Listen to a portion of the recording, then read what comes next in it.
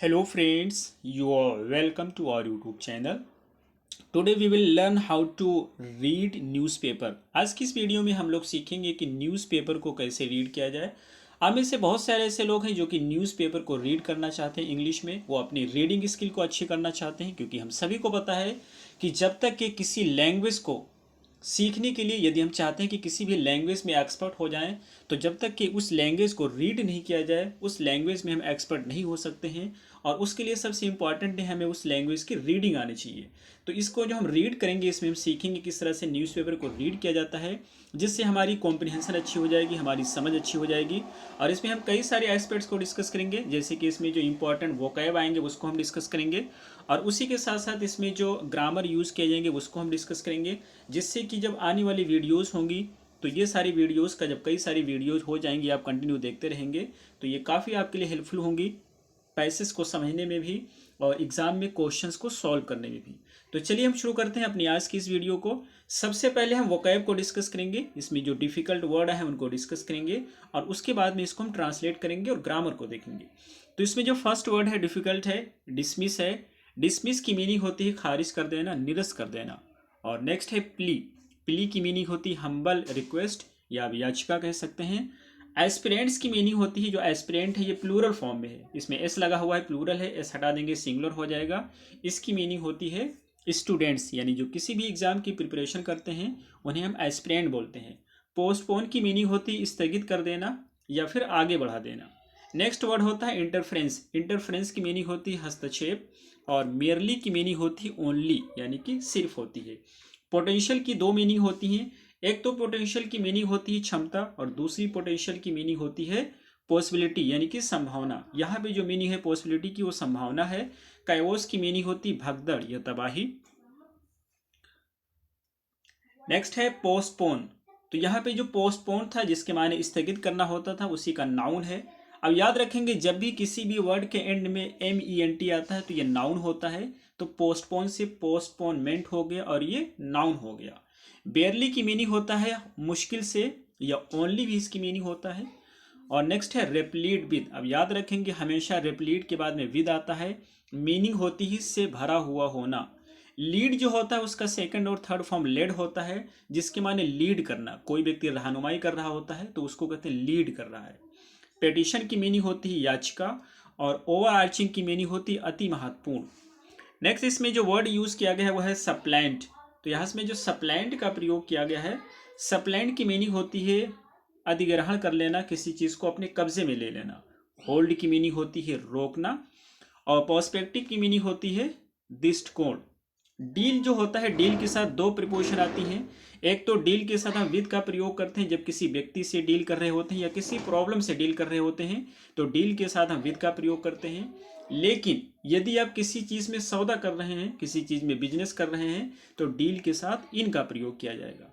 यहाँ पे एक वर्ड है सर्कमस्टांसेस। ये जो वर्ड है सर्कमस्टांसेस, ये हमेशा प्लूरल फॉर्म में यूज किया जाता है और इसकी मीनिंग होती है परिस्थिति।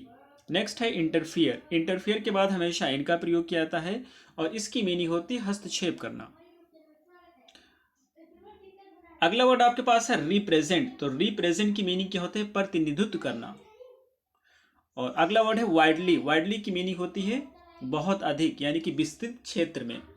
इम्पोज बहुत ही इंपॉर्टेंट वर्ड है, कई बार आपके एग्जाम में पूछा गया है। तो इम्पोज की मीनिंग होती है थोपना या लगाना। जब भी हम टैक्स की बात करते हैं, कर की बात करते हैं, तो उसके लिए इम्पोज का प्रयोग किया जाता है। या जैसे हम यूज़ करते हैं लॉकडाउन की बात करते हैं, यहाँ पे लॉकडाउन यूज़ किया गया है तो इसके लिए हम इम्पोज का प्रयोग करेंगे। लॉकडाउन लगा दिया गया है तो lockdown has been imposed. Weekend जो होता है इसकी मीनिंग होती है सैटरडे संडे। तो जब भी हम वीकेंड की बात करेंगे तो वीकेंड सैटरडे संडे को बोलते हैं। और यहाँ पर एट रिस्क, ये एट रिस्क एक साथ में यूज़ किया जाता है, जिसकी मीनिंग होती है जोखिम में। एब्सोल्युटली की मीनिंग होती है कंप्लीटली। नेक्स्ट वर्ड यहाँ पे है क्रिएट हैवोक। तो जो क्रिएट हैवोक है, यहाँ पे क्रिएट हैवोक की मीनिंग होती है तबाही पैदा कर देना। हैवोक माने तबाही या विनाशकारी होता है। क्रिएट हैवोक तबाही पैदा कर देना। डोमिनेंट की मीनिंग होती है प्रभावी। और प्रिपेयर की मीनिंग होती है तैयारी करना। प्रिपेयर के बाद हमेशा फॉर का प्रयोग किया जाता है, तो अब याद रखेंगे। नेक्स्ट है सेवरल। सेवरल की मीनिंग होता है कई। सेवरल की मीनिंग होता है कई। और ड्यू टू बहुत ही इंपॉर्टेंट, ये फ्रेज प्रिपोजिशन होता है। तो ड्यू टू की मीनिंग होती है के कारण, पैंडेमिक मीन्स होता है महामारी। और टर्न आउट बहुत ही इंपॉर्टेंट है, आपके एग्जाम में पूछा गया है। टर्न आउट की मीनिंग होता है साबित होना। आर्बिट्रेरी की मीनिंग होता है, आप कह सकते हैं मनमानी होता है। और अनरीजनेबल की मीनिंग हो जाएगा इलॉजिकल, जिसका कोई रीजन ना हो, गैर तार्किक। आई थिंक कि ये वर्ड की मीनिंग आपको समझ आ गया होगा। तो अब इनकी हम मीनिंग को समझेंगे, साथ ही ग्रामर को समझेंगे।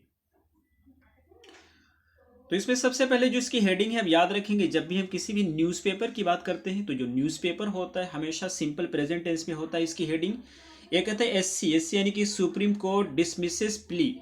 सुप्रीम कोर्ट जो उसने प्ली को ठुकरा दिया, रद्द कर दिया।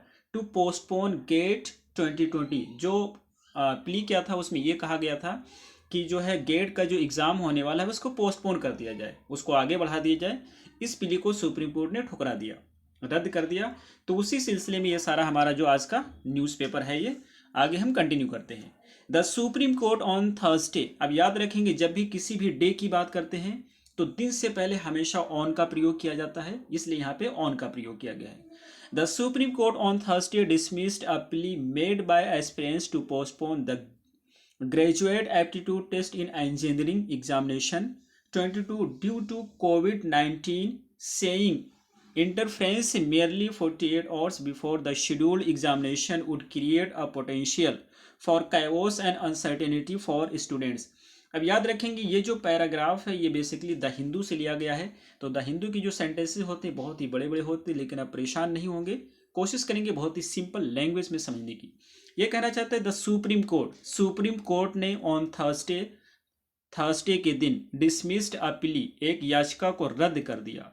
मेड बाय एस्पिरेंट्स, ये याचिका को दायर किया गया था एस्पिरेंट्स के द्वारा, यानी कि स्टूडेंट्स के द्वारा। टू पोस्टपोन, वो चाहते थे कि पोस्टपोन कर दिया जाए। क्या पोस्टपोन किया जाए? ग्रेजुएट एप्टीट्यूड टेस्ट इंजीनियरिंग, इसका फुल फॉर्म है ये गेट जो है। तो गेट का जो एग्जामिनेशन है, गेट एग्जामिनेशन जो है 2020 को, उसको पोस्टपोन कर दिया जाए। क्यों पोस्टपोन किया जाए? ड्यू टू कोविड-19 के कारण। ड्यू टू की मीनिंग क्या होती है? के कारण होता है, हमने नोट करा है। तो COVID-19 के कारण, सेइंग, और ये कहते हुए उन्होंने कहा है interference merely 48 hours. Supreme court ने क्या कहा है? तो ये सेइंग यूज किया गया सुप्रीम कोर्ट के लिए। सुप्रीम कोर्ट ने कहा है कि सेइंग कहते हुए कि interference merely 48 hours before the scheduled examination, यानी कि जो भी शेड्यूल्ड एग्जामिनेशन है उसमें केवल हम 48 आवर की केवल चेंजेस करेंगे, तो उससे क्या होगा? Would create a potential for chaos and uncertainty for the students. तो यदि हम 48 आवर की केवल चेंजेस करेंगे तो इसमें संभावना है कि स्टूडेंट्स के लिए कैओस हो जाएगा, भगदड़ हो जाएगा, और उनके बीच में अनसर्टेनिटी हो जाएगी। इस वजह से सुप्रीम कोर्ट ने इसको रिजेक्ट किया है। आई होप कि ये पैराग्राफ आपको समझ आएगा होगा। तो हम सेकंड पे चलते हैं, और यहाँ पे postponement of GATE exam 2022 barely 48 hours before the exam scheduled date is replete with the potential for chaos and uncertainty for the students who have registered for the exam। A bench led by the Justice D.Y. Chandrachud observed in a short order dismissing the petition। Postponement यानी कि स्थगन हो गया of gate examination 22।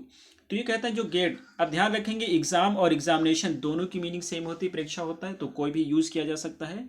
तो ये कहते हैं जो गेट का एग्जाम का जो पोस्टपोनमेंट था, यानी कि जो स्थगन था 22 का, बेयरली 48 आवर्स, सिर्फ 48 घंटे पहले, बिफोर द शेड्यूल्ड एग्जामिनेशन, ये जो भी इसका शेड्यूल्ड एग्जामिनेशन था उससे 48 आवर्स जो किया गया था कि 48 आवर्स के लिए उसको पोस्टपोन किया जाए।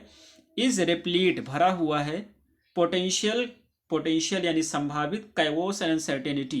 तो इसमें क्या कहना चाहते हैं कि ये जो पोस्टपोनमेंट अगर हम करेंगे तो इसमें क्या है, बहुत ज़्यादा संभावना है। क्या संभावना है? कि इससे भागदौड़ मच जाएगा स्टूडेंट में, और अनसर्टेनिटी आ जाएगी। किसके लिए? स्टूडेंट्स के लिए। यहाँ पर हु का प्रयोग किया गया है। हु एक रिलेटिव प्रोनाउन होता है, और जब भी हम हु का प्रयोग करते हैं तो इसके बाद जो आने वाला वर्ब होता है वो डिपेंड करता है इस नाउन या प्रोनाउन पे। तो यहाँ पे स्टूडेंट्स प्लूरल फॉर्म में, इसलिए हैव का प्रयोग किया गया है। अब याद रखेंगे इसमें जो चीज़ें हम डिस्कस करते हैं बहुत ही इंपॉर्टेंट है, डायरेक्ट आपके एग्जाम में पूछे जाते हैं, इसलिए बहुत ही हेल्पफुल होगा आपके लिए। तो है स्टूडेंट्स हु हैव, यानी स्टूडेंट्स हु हैव, स्टूडेंट्स जिन्होंने रजिस्टर्ड फॉर एग्जाम, जिन्होंने रजिस्टर्ड किया था, यानी कि अपना फॉर्म अप्लाई किया था एग्जामिनेशन के लिए तो जो है उनके लिए क्या हो जाएगा, कैवोस हो जाएगा, अनसर्टेनिटी हो जाएगा। आगे है अब बेंच। बेंच कहते हैं जो जजों का एक समूह होता है, 4-5 लोगों का होता है, उसको बेंच कहा जाता है। तो a bench led by justice DY Chandrachud, ये जो बेंच था जिसको लीड कर रहे थे जस्टिस DY चंद्रचूड़, ऑब्जर्व, उन्होंने ऑब्जर्व किया in a short order dismissing the petition, और उसके बाद में उन्होंने पिटिशन को ठुकरा दिया, रद्द कर दिया। अगले पैराग्राफ में देखेंगे, the court said there was overarching situation for, sorry no, the court said court ने कहा, there was no overarching situation, कोई भी महत्वपूर्ण सिचुएशन नहीं फॉर द कोर्ट के लिए, under the article 32 of the constitution के article 32 के अंडर में, टू सप्लेंट कि वो अधिग्रहण कर ले, यानी कि कोर्ट अधिग्रहण कर ले the duties and functions, duties को यानी कर्तव्य को और फंक्शंस को, ऑफ द रेगुलेटरी अथॉरिटीज, तो जो भी रेगुलेटरी अथॉरिटीज होती हैं उनके ड्यूटीज को, फंक्शंस को अधिग्रहण कर ले, ऐसा कोई प्रावधान नहीं है आर्टिकल 32 में। और आगे कहता है कि टू होल्ड द एग्जामिनेशन, वो एग्जामिनेशन को भी होल्ड करने का भी ऐसा कोई प्रावधान नहीं है। आगे कहते हैं the bench said that after a considered perspective of the position, फिर बेंच ने कहा कि जो भी ये मामला था उस पर विचार करने के बाद, उस पोजीशन में विचार करने के बाद, द कंसीडरिंग द सर्कमस्टांसेस पर विचार करने के बाद, वाइल डीलिंग विद इशू से डील करते हुए, the court should not interfere in academic matter, court को हस्तक्षेप नहीं करना चाहिए एकेडमिक मैटर में। ये किसने कहा है, सुप्रीम कोर्ट ने कहा है। नेक्स्ट पैराग्राफ में है, the students presented by the advocate पल्लो मोंगिया, तो ये जो है स्टूडेंट्स जो है, इनके जो एडवोकेट थे पल्लो मोंगिया थे, ये रिप्रेजेंट कर रहे थे स्टूडेंट्स के बातों को। तो कहते हैं स्टूडेंट्स रिप्रेजेंटेड बाय एडवोकेट पल्लो मोंगिया जो कि स्टूडेंट्स की तरफ से रिप्रेजेंटेटिव थे, सेड, उन्होंने कहा, there was complete lockdown in various states, उन्होंने कहा कि जो है बहुत सारे ऐसे स्टेट्स हैं, वेरियस माने विभिन्न होता है, भिन्न होता है, तो बहुत सारे ऐसे स्टेट्स हैं जिसमें कंप्लीट लॉकडाउन था, जैसे कि सच एज माने जैसे कि Jammu Kashmir, the virus had spread widely in states, और आगे कहते हैं कि जो वायरस है वो फैल चुका था बहुत भारी संख्या में या काफ़ी क्षेत्र में, इन स्टेट्स राज्यों में, सच एज केरला जैसे कि केरला में, which had imposed a lockdown during the weekend, और जिसकी वजह से लॉकडाउन लगा दिया गया था वीकेंड पे, वीकेंड यानी सैटरडे संडे को लॉकडाउन लगा दिया गया था। अगले सेंटेंस में the lifes of students were at risk, और जो स्टूडेंट्स की लाइफ है वो जोखिम में है, ठीक है, लाइफ का प्लूरल लाइफ्स है, तो जो स्टूडेंट की लाइफ है वो जोखिम में है। अब देखिए यहाँ पे जो वर का प्रयोग किया गया है ये लाइफ्स की वजह से यूज़ किया गया है, लाइफ्स प्लूरल फॉर्म में है, उसकी वजह से, स्टूडेंट्स की वजह से नहीं आ रहा है। कई बार एग्जाम में ऐसे क्वेश्चंस पूछे जा चुके हैं। They sought the examination to be rescheduled by a month, और वो लोग चाहते थे, यानी कि स्टूडेंट्स चाहते थे कि जो एग्जामिनेशन है उसको रीशेड्यूल किया जाए 1 महीने के बाद। नेक्स्ट है, Justice Chandrachud observe that there would never be an absolute clear situation, और ये जो जस्टिस जो लीड कर रहे थे उन्होंने ऑब्जर्व किया, उन्होंने कहा कि there would never be an absolute clear situation, absolute clear situation के मतलब ये है कि कभी ऐसा नहीं होगा कि पूरी तरह से कोरोना खत्म हो जाए। तो उन्होंने ऑब्जर्व किया और फिर कहा कि कभी ऐसा हो ही नहीं सकता कि पूरी तरह से कोरोना खत्म हो जाए, अंडर द सर्कमस्टेंसेस, और इस परिस्थिति को ध्यान में रखते हुए, the court would not want to intervene, court जो है हस्तक्षेप नहीं करेगी, एंड क्रिएट हैवोक, और हैवोक यानी कि तबाही या भगदड़ नहीं क्रिएट करेगी, in the future of the students के फ्यूचर के साथ खिलवाड़ नहीं करेगी। कई बार आपके एग्जाम में पूछा गया हैवोक की मीनिंग क्या होता है, तो इसकी माने होता है विनाश करना, तबाह कर देना। यहाँ पर कहना ये चाहते हैं कि जो कोर्ट है वो स्टूडेंट्स के फ्यूचर के साथ मजाक नहीं करेगी, because the virus was dominant in some of the states, क्योंकि जो वायरस है वो प्रभावी है बहुत सारे स्टेट्स में। द बेंच सेड, और बेंच ने कहा यानी कि जजों के समूह ने कहा, examination was notified months back, months यानी कि कई महीना पहले, तो जो एग्जामिनेशन था उसे सूचित कर दिया गया था कई महीना पहले, ठीक है, या महीनों पहले। The students should have prepared for it, और स्टूडेंट्स को इसकी तैयारी करनी चाहिए थी। अब याद रखेंगे शुड की मीनिंग होती है चाहना, लेकिन जब कभी भी शुड के साथ हैव का प्रयोग कर देते हैं तो चाहिए था की मीनिंग होता है, यहाँ पे स्टूडेंट्स शुड हैव प्रिपेयर्ड, यानी कि स्टूडेंट्स को तैयारी करना चाहिए था। तो जब कभी भी शुड हैव का प्रयोग किया जाएगा तो मीनिंग हो जाएगा चाहिए था। अगले पैराग्राफ पे चलते हैं। The examination is scheduled to be held offline in February. और ये कहना चाहते हैं जो एग्जामिनेशन है उसको शेड्यूल किया गया था, रखा गया था कि हेल्ड यानी कि कंडक्ट कराया जाएगा ऑफलाइन फरवरी के महीने में। The union and IIT Kharagpur are the regulatory authority. ये जो यूनियन है और आईआईटी जो खड़गपुर हैं ये इसके रेगुलेटरी अथॉरिटी यानी कि ये कंडक्ट कराते हैं।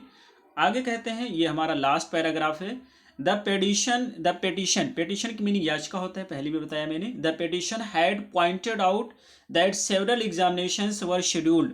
अब यहाँ पे क्या है कि ये लोग जो अपनी दलील दे रहे थे स्टूडेंट्स, ये जो कह रहे थे कि किस तरह से कैंसिल किया जाए, क्यों कैंसिल किया जाए, तो ये अपनी दलील दे रहे हैं और इसको पिटीशन में मेंशन किया गया था।